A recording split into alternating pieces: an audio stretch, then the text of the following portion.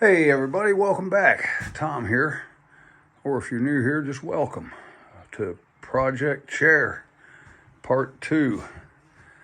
Last time we got together, we took the lower platform and hardware off this chair, and I had planned on doing a whole bunch of restoration. I've learned quite a bit just getting this thing up, taking the time to look it over. I hadn't looked it over real close, really, since it was given to me. I knew it needed work, and I knew it needed more work than I'm capable of doing. But we're gonna get into it anyway. But I learned a lot about this chair. I think this chair was handmade. If you look down in here, you can see where the guy put square pegs in round holes. Let me see if I can. Well, there it is. You can see those rounded holes there. The light's not shining just exactly right to make it good, but I thought I was going to have to take this thing apart, which I didn't want to take it apart any further than I absolutely had to. The plan was to glue this seat up and clamp it, and then go from there. That brake, of course, has to be addressed, but that'll be the last thing I do. But what I found out, this chair was never glued together. I just assumed that these seat boards were glued together. You can see that they've come loose, partially. If I mess with it, it's, and that board's loose there. I don't think I'm going to glue this. It was put together without glue. And thinking it through, it may be that with temperature changes and humidity going up and down and everything, maybe these boards need to float. So my idea, I'm going to add a couple of screws. I'm going to pull this corner in and screw that. I'll clamp all this. I got clamps out in the truck. This piece here was already loose, and I took the screws out of that already because watching somebody clean the heads out of old rusted slotted screws is boring, and I didn't want to put you all through that. But anyway, so what we're going to do is get this piece put back, and then I'm going to work on a few holes, probably here to hold this little side piece in, and then maybe here to hold that up. And then I don't know, I may just throw one in the middle back here just for fun, just to have it all nice and secure. So bear with me while I get this phone in the holder and we'll get started. And so the way we get started is turning off the phone, putting it in the tripod and not realize it, and doing the whole job with no video activated. So I'm gonna basically go through what I did here, because I am not tearing this thing apart and pretending to put it back together just to make a video. But yeah, we can just talk this job through real quick, and you can see what I did.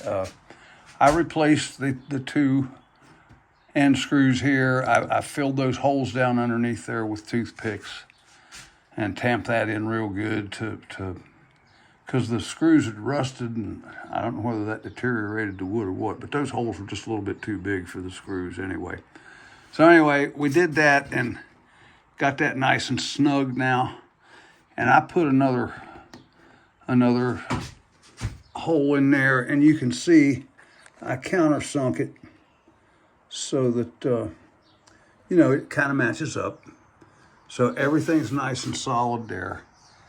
I came down here, and in this corner right here, I put another screw in there. You can see this crack right here, right on the inside of this board here where that board was. So that's being held down now to this cross member. and that's not gonna move anymore. I wanted to put a screw over here, right here on this side of this narrow board, because it was kind of down a little bit. It's still not quite flush, but it's close. But I put another screw in here to make that more solid. And now I tell you what, the bottom of this chair is nice. It's completely solid, completely done. I am sorry you missed the job. It was, we made a few mistakes and had some fun and laughed at ourselves. I am not a carpenter.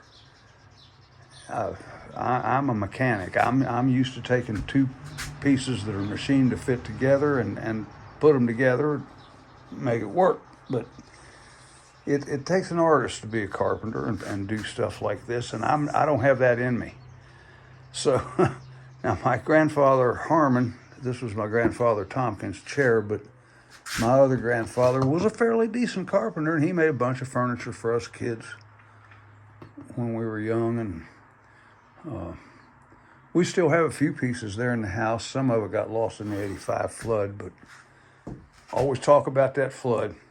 So anyway, all right, what I'm gonna try to do is put this camera back in this tripod so that I can walk around and flip this chair over, and we'll see what it's looking like. And we'll zoom back into it here. So I'm gonna have to learn how to splice videos now. But I got to, now there's got to be a way to do this without turning this phone off. So let's just,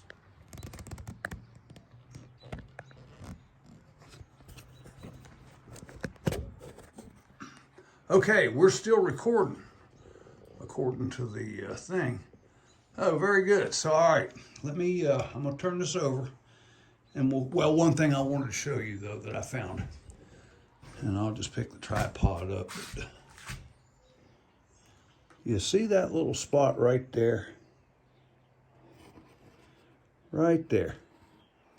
I looked at that and I said, well, somebody did a sloppy job covering a screw head, and I realized there's no screw head there. I started to pick at it and a little piece of it flaked off. It's chewing gum. Who knows how long chewing gum's been there? And then there's a little bit more right there. You can see. And it hit me. That chewing gum's got my DNA in it. Now, I'm sure my grandfather didn't stick chewing gum under that chair. And I'm sure my dad's sisters didn't, but my dad or one of his brothers was no doubt doing homework in this chair, or maybe playing doctor in the office. Who knows what happened, but I'm leaving that gum there. I don't have the heart to chip that away. Lord knows how long that stuff's been there.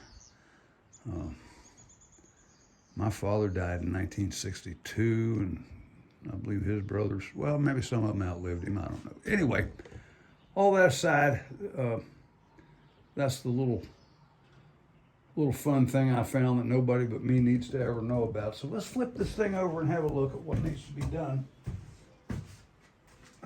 in the next video. But I can feel this thing. I'm more comfortable picking it up now because it's nice. It's solid. There's a few cracks in this seat. They're going to be fine. As long as they don't pinch my butt. I'm not going to spend that much time in this chair anyway. But I won't fix it up. So all we got left now is this deal here.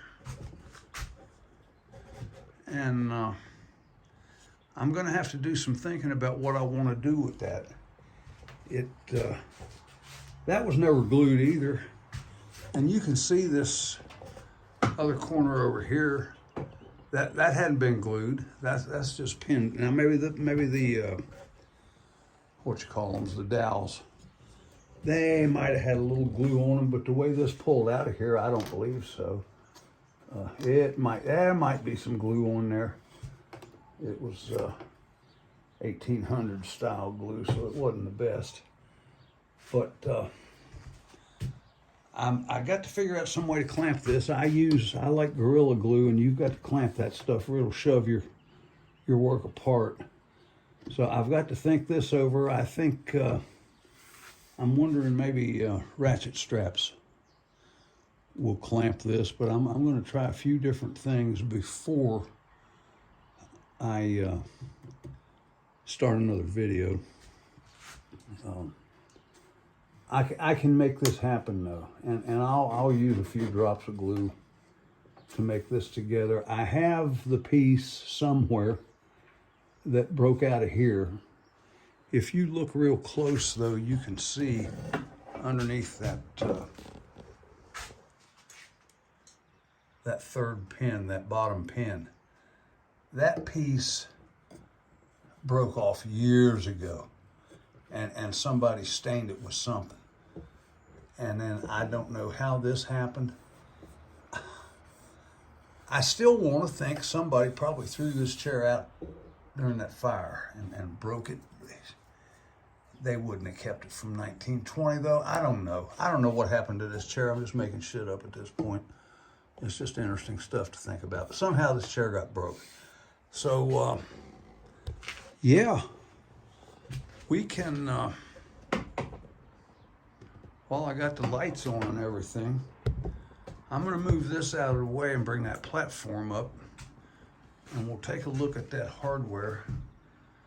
Hey folks, once I get that crack glued up, this chair, I'm going to do a little bit of sanding. I was thinking about maybe just cleaning it up as good as I could, and then some Old English and something. But I saw a video last night where this guy finished this old rocking chair, and he didn't sand it that much. And you know, I can take the whole summer to sand this thing. It doesn't have to be done in a day. And I'm still looking for hardware. But let's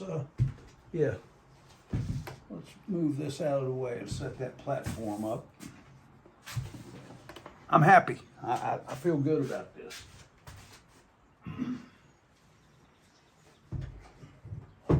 Don't have to worry about that thing falling apart anymore as long as I'm careful where I grab it and pick it up. All right, now here's the assembly. And now that the seat's off of it, we can manipulate this camera.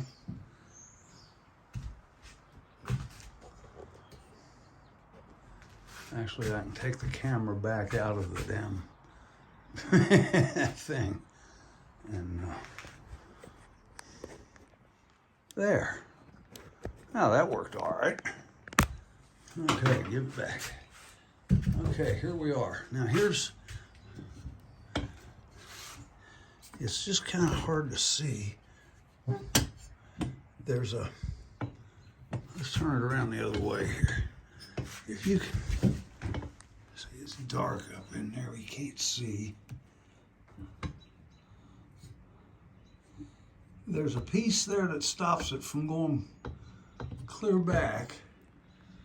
But you see these two notches here, and something goes in there, and I'm wondering, like a piece of flat spring steel, the old guys would have called it, that would hook in here and come down and up and then go back in behind that there's a little indentation you can see there. You can see that hole right there. Well, see, that goes clear through. So something could hook there and come down and bend up and hook in those two little slots there. So there's a machine shop down the road, and I may take this I would rather fix this than replace it. Now, I saw on Amazon, they've got the hardware, but it doesn't show this rod down here that's threaded. And the one they show is not threaded. Now, whether there's a sleeve that their rod's threaded in, I don't know. My other option is there's an outfit, I can't remember their name, but they'll sell me the whole assembly, legs and all. I'd rather use the old legs, and anybody can understand that, and then I'd have to put casters on it, but that other wheel set or leg set comes with casters. So, I don't know. There's nobody's name on this metal anywhere. I saw a patent number, but that's not going to help anything. So again, if anybody has any idea, one guy gave a suggestion. He thought there was a spring and a knob missing and a threaded rod, which kind of makes sense. You see, this is the back of it where it would go back, and it seems to me like I don't quite know how that would work, but yeah, I don't know. It's just, I don't know. And I'm supposed to be a mechanic too, but I can't envision building something that would make that work, but we'll figure it out. We will.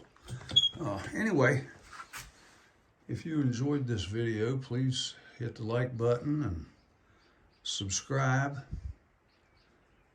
We're not finished with this, and I'm sorry you missed all the work on the chair, but I haven't been doing too many videos, and I get out of practice and don't think to look at stuff. So anyway, again, have a great evening.